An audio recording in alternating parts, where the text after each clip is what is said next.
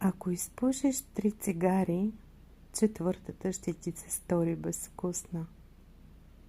Ако прекараш 2 нощи в любов, 3-та ще те отекчи. А нейните цигари и нейната любов от 10 години насам бяха едни и същи. Тютюн.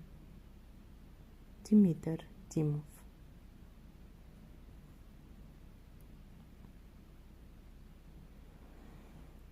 Тя вървеше напред, а след нея 2 стражари.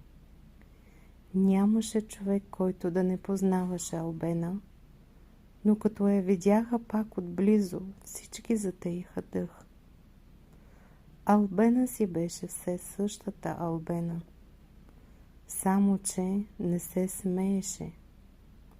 Очите й не играеха както по-рано, а наведени под тънките вежди гледаха надолу.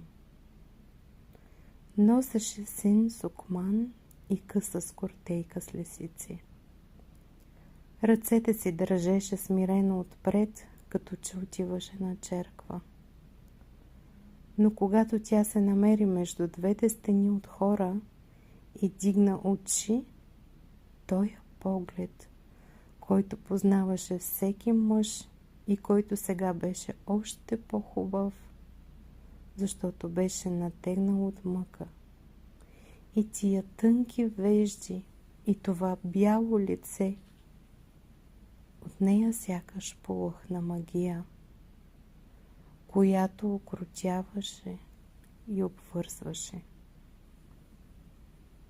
Грешна беше тая жена, но беше хубава. Албена. Йордан Йовков.